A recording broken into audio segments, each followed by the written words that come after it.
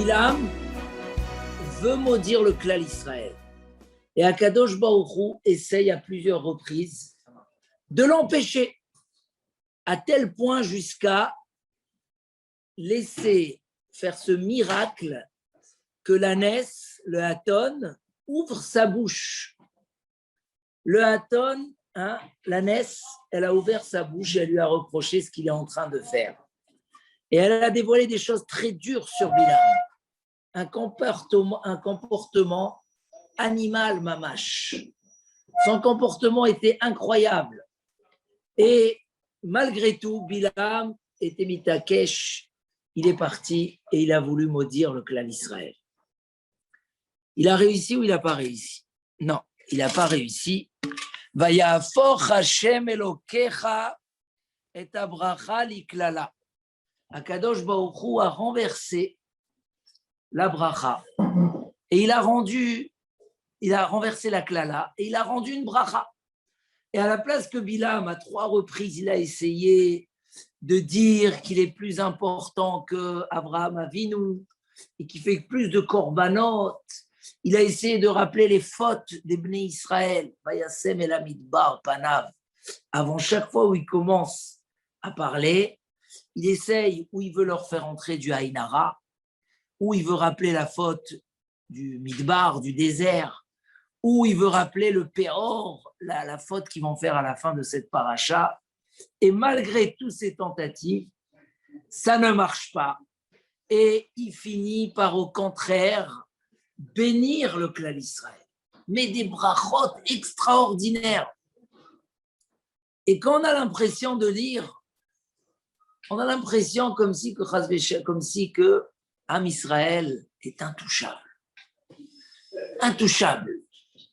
Il essaye tous les klalotes. Vous savez ce que la Gemara a dit? Sur quoi il comptait Bilam? Il voit que Hachem ne veut pas les maudire. Alors qu'est-ce qu'il essaye? Il comptait sur la seconde où Akadosh Baruch Hu s'énerve sur le monde.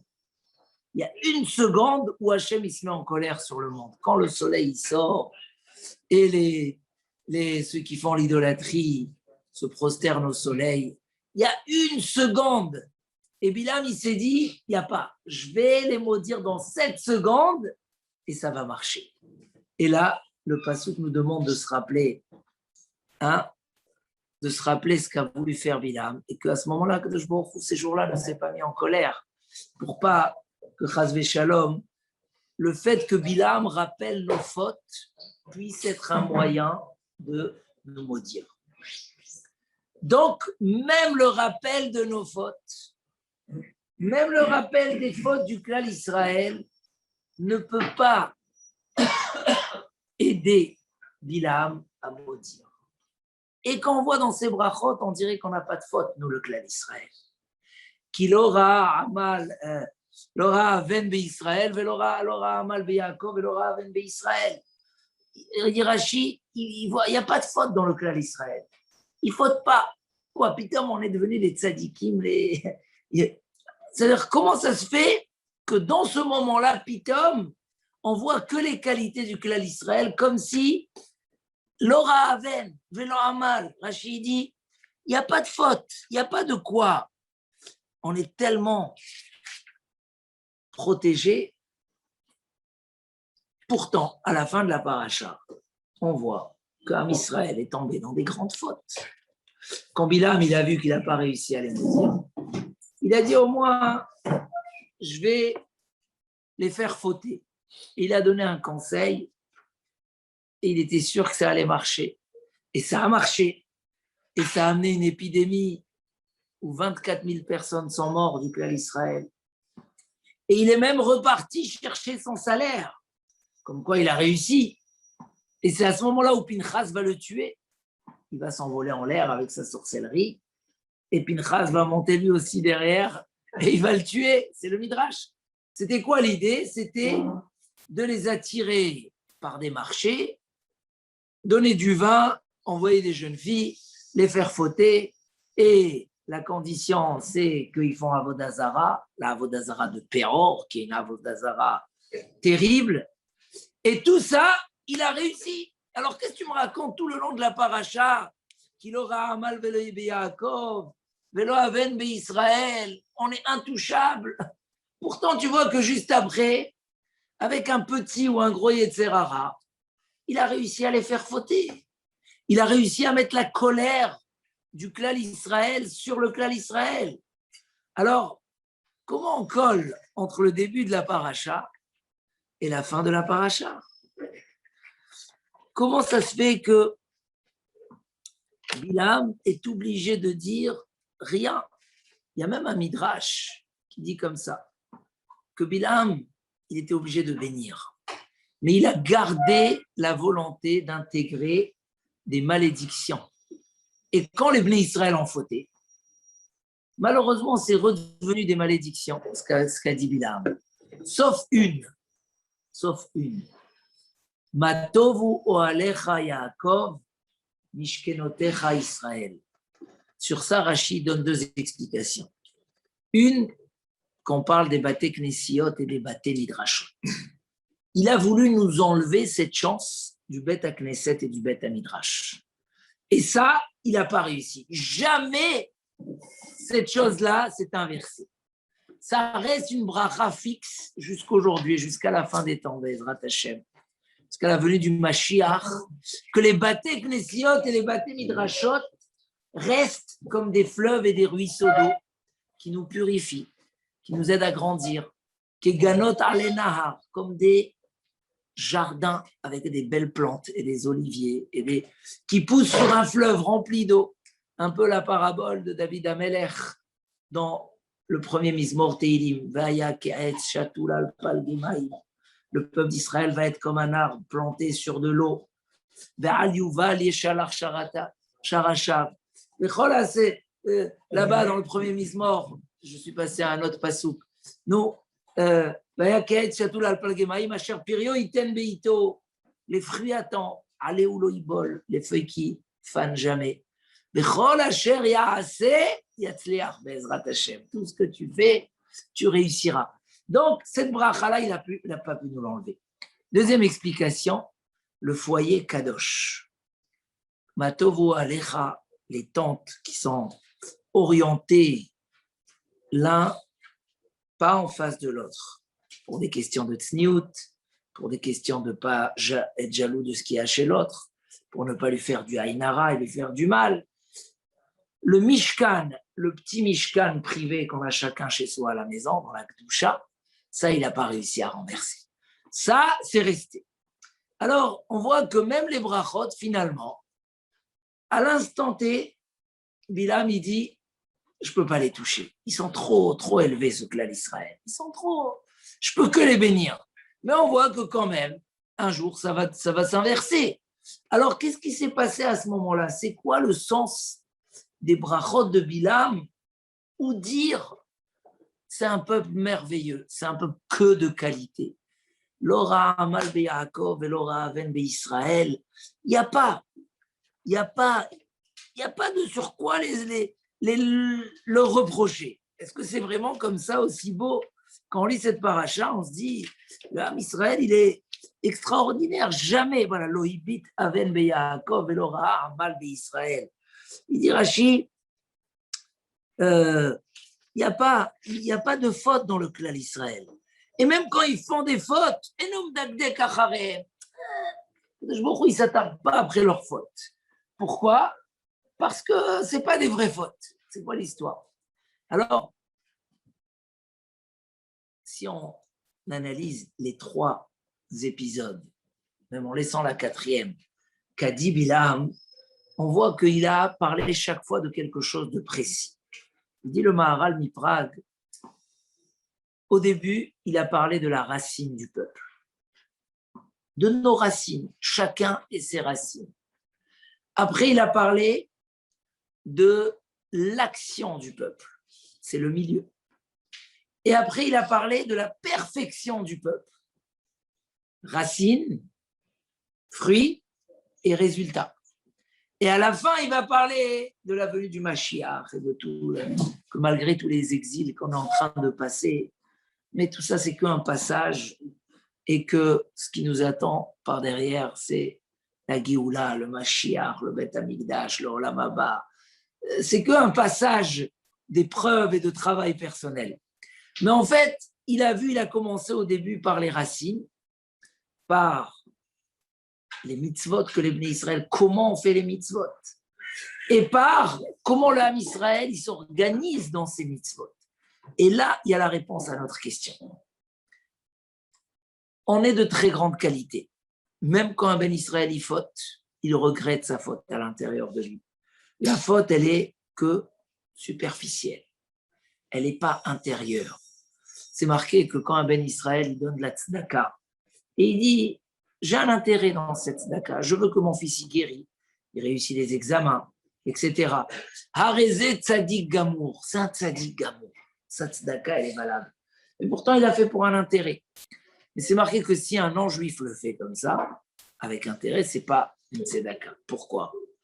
Parce que regarde le résultat une fois que les choses ne vont pas marcher. L'un, il dit, c'est pas grave, j'ai fait la mitzvah. C'était une mitzvah, j'ai voulu la mitzvah. Bon, j'ai mis des intérêts. Les intérêts, ils sont superficiels. Mais il y a d'autres que non.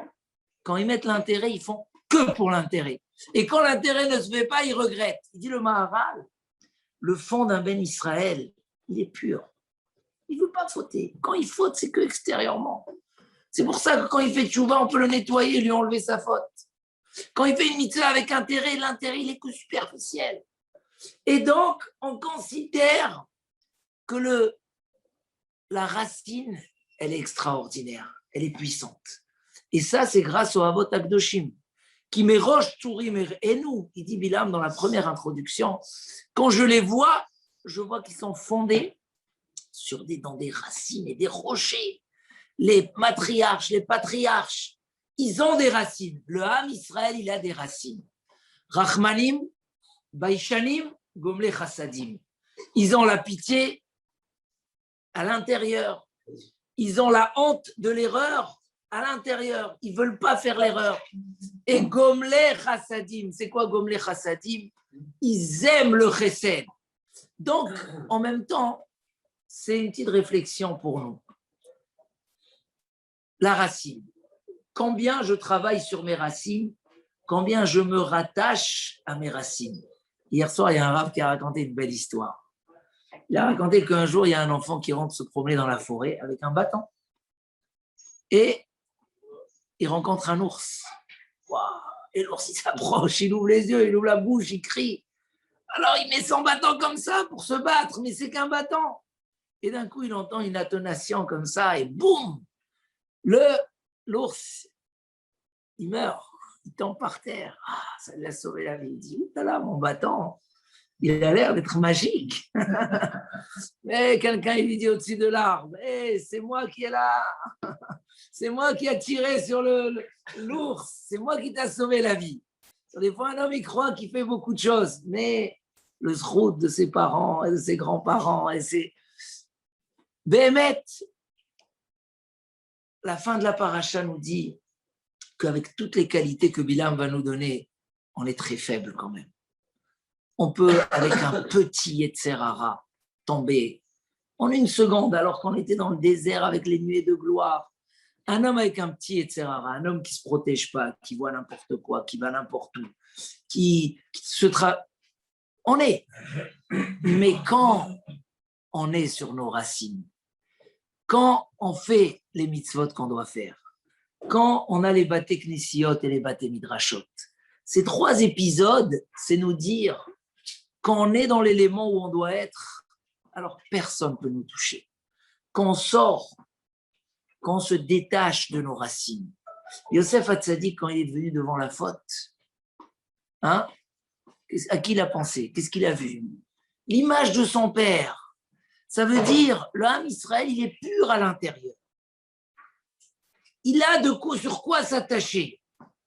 Il a à l'intérieur les racines, il a les mitzvot qu'il fait, comme on va lire tout de suite, c'est l'épisode du milieu, qu'on se lève comme un lion pour aller faire la tfila, pour mettre les tfilines, les mitzvot, etc.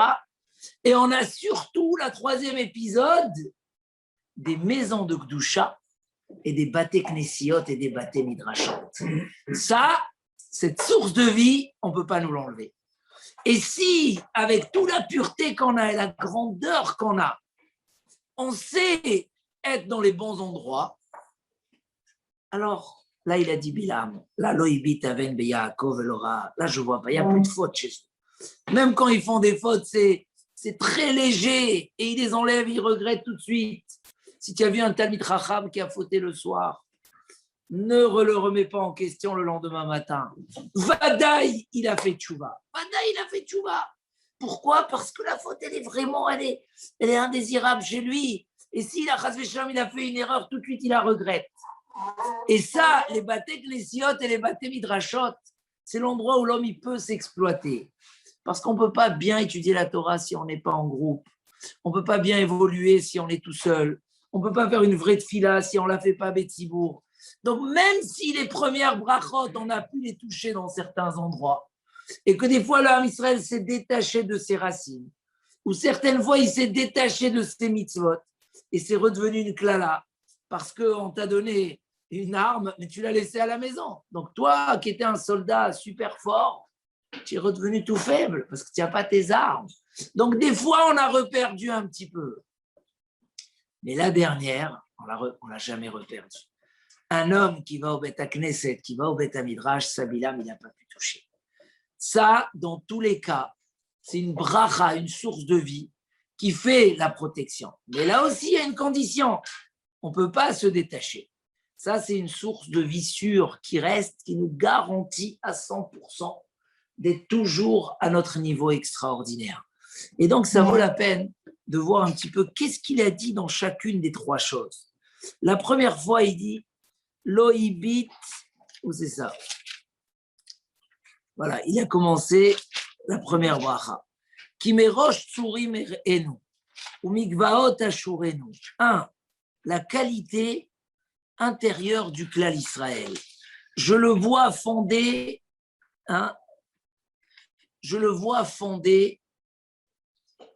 dans des rochers, dans des montagnes. Il y a des racines profondes. Un homme, il se rattache aux trois midot, Avraham, Yitzhak et Yaakov, le chesed, la rigueur avec soi-même, la Torah. C'est un peuple qui réside seul. Il ne se mélange pas. Ça, c'est très important. C'est la première base, c'est les racines. Si les racines sont bonnes, l'arbre, il va bien pousser. Ne te mélange pas avec ceux que tu ne dois pas te mélanger. Ne va pas dans les endroits. Ça, Enam Levada Dishkon. Mimana Afar Yaakov. Là, il parle du côté matériel. Quand on a affaire avec le sable, la terre, c'est la matière. Il dit Rachid, combien de mitzvot on a rien que dans la terre? Ou mispar et drova Israël. Même tout ce qui est la vie familiale, l'endroit où l'homme il peut développer une ta'ava, un désir abusif. Il dit non, là-bas aussi c'est des mitzvot.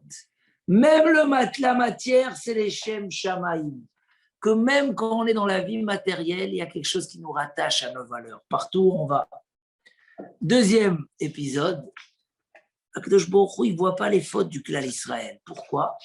Parce qu'ils sont tout le temps en train, c'est l'épisode du milieu. Une fois que les racines sont bonnes, on ne peut pas compter toujours que sur les racines. Il faut faire aussi, nous, nos actions. On ne peut pas dire mon père et mon grand-père, mais moi, hein, quoi, tu ne fais pas Shabbat? Oui, mais mon grand-père, c'était un rabbin en Tunis, au Maroc. Tu ne peux pas. Les racines sont bonnes. Il faut que tu te relis. Si tu as branché l'électricité, tu veux que les appareils marchent, il faut un fil qui connecte. Alors là, il a parlé des mitzvot. Hashem Elokav imo utruat melech bo. Toujours Hashem est avec lui. Un juif partout où il va, Bezrat Hashem, il prie à Kadosh Baruch Hu, il se rappelle d'Hashem. Et là, il parle Lo nachash beYaakov, velo kesem beIsraël. Ils ne veulent pas la sorcellerie, la superstition. Ils ont la émouna. Qui c'est qui voit plus la émouna? Celui qui est au Beth Midrash ou celui qui travaille? Celui qui est au travail, il a besoin de croire dans chaque chose. La émouna, et là, je ne vais pas voler parce que c'est Mina Shamaïm. Et là, ce n'est pas grave si ça tarde. Ils ont une émouna quotidienne.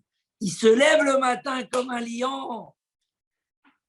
comme une lionne. Il se jette de son lit comme un lion. Il dit Rachid, Shem, on me dit Mishenatam Shacharit. Quand un homme il se lève le matin, c'est quoi la première chose? Il veut que son action soit positive. Hein? Qu'est-ce qu'il fait? Midgabrim ke'ari ou ke'lavi lachtof et mitzvot. Il se lève. L'idgabrut, c'est quoi l'idgaber? L'idgaber, c'est aller contre la nature, se renforcer contre la nature. Parce qu'il nous dit le Messie Técharim, celui qui ne va pas contre sa nature et qui n'est pas quotidiennement dans des efforts, écoute bien Mordechai, Vadaï shelo yatzliach. On ne réussit pas. La nature humaine, elle est lourde. Si tu ne te donnes pas cette énergie, aller contre la nature, Midgabrin, les Bnei Israël, ils sont Midgabrin, l'artof à mitzvot, pour arracher les mitzvot. L'ilvosh talit, il dit Rashi, pour mettre le talit, l'ikro et schéma, lire le schéma, les aniar tfilin. Il dit c'est incroyable. Si je veux les toucher dans leur racine, je ne peux pas. Si je veux les toucher dans leur vie personnelle, dans leur action, c'est que des actions de mitzvot. Avant d'aller dormir, tu vas dormir, ça y est, tu as fini ta journée. Non, tu lis le schéma pour te confier dans les mains d'un Kadosh Baruch Hu, qu'il n'y ait pas des mauvais esprits la nuit qui viennent et qui te dérangent. Bon, maintenant on va aller à la fin, alors peut-être. La fin, c'est aussi l'endroit où l'homme, qu'est-ce que l'homme il fait? Et là, il commence, il dit Ma tovu alecha Yaakov. Quand tu finis ton travail, tu finis ton action, tu finis ta journée, où tu résides, où tu te trouves. Ah là là, qu'est-ce qu'elles sont belles tes tentes Yaakov, tes demeures Israël. Kanchalim nitayou, c'est comme des fleuves, comme des jardins, comme des parfums qu'Hachem a plantés, comme des cèdres sur de l'eau. Chaque chose, ça signifie à un comportement, à des mitzvot, mais parce qu'on est rattaché. On sait qu'on s'éloigne, mais où on revient? À quoi on est rattaché? Tu arrives le soir à la maison, c'est pour parler qu'est-ce qu'il y a chez le voisin, ou non, tu veux te concentrer sur toi-même et sur ta famille. Hein, tu veux un appareil qui te fait voir toute la journée qu'est-ce qu'il y a dehors, ou tu veux rester à l'intérieur. Le Bet Knesset, les Baté Knessiot et les Baté Midrashot, Matovu Alecha, c'est des fleuves. Et dit la Gemara, pourquoi il a comparé à des fleuves? De même que le mikvé fait monter l'homme de l'impureté à la pureté, la même chose, les Baté Knessiot et les Baté Midrashot font monter l'homme de l'impureté à la pureté. Quand un homme il est rattaché à Selecharav, achète-toi un rav, fais-toi un rav, Knelecha Chaver, achète-toi un chaver, sois attaché à la maison d'Hachem. David Ameler, qui était un roi extraordinaire, qui gagnait les guerres, qu'est-ce qu'il disait? Achat shaltimet Hachem, ota avakesh. Une chose je demande à Hachem, c'est celle que je demande toujours. Shivti bevet Hachem kol yemei. Je sens que mon endroit où je me ressource, c'est où les fleuves d'eau, où les ruisseaux d'eau, c'est où l'endroit où je me ressource, c'est où? Bevet Hachem. C'est mon désir. Si un homme il est attaché à un Makom Torah, vous connaissez, on a raconté cette histoire dans Pirkei Avot, de celui qui allait dehors, Rabbi Yossi ben Kisma, et il a rencontré quelqu'un qui lui a dit viens habiter chez nous et je te donnerai des milliers de milliers d'argent et d'or. Donc il rencontre, c'est la Mishnah dans Pirkei Avot, Rabbi Yossi ben Kisma, Shaya Me'aler Baderer, il allait dans la route et il a rencontré quelqu'un. Et il lui a dit, non, viens. C'était un bon businessman, ce monsieur. Il nous propose direct un salaire, mais il parle d'or et de diamants. Qu'est-ce qu'il lui a dit, Rabbi aussi? Même si tu me donnes tout le monde rempli d'argent et d'or, Enidar elabe makom Torah. J'habiterai que dans un makom Torah. Parce qu'un makom Torah, c'est un endroit qui me redonne tout le temps. Je ne peux pas m'éloigner. Et ça, Bilam, il a compris. Oui, le Yetzer Hara peut toucher un homme.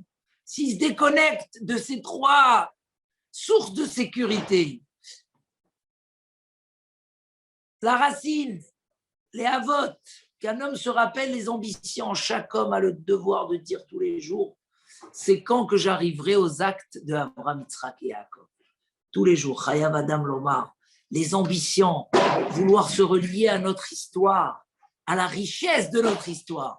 Deux, les mitzvot, le courage dans les mitzvot, la course, cet attachement, cette vivacité, cette rayout que les mitzvot nous donnent tous les jours. 3, les lieux. Les lieux, à quoi tu es attaché?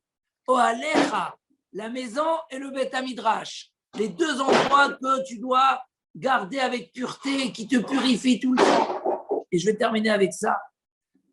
Bilam, il a exprimé dans ses brachot la tristesse qu'il a de ne pas être comme ça. Il a demandé de mourir. Il a dit Tamot nafshi mot yesharim. On se croirait à Tamot nafshi mot yesharim. Il a dit pourvu que je puisse finir ma vie comme ces droits-là, comme Abraham, Yitzhak et Yaakov, comme l'histoire du peuple d'Israël. Mais il n'était pas prêt à faire.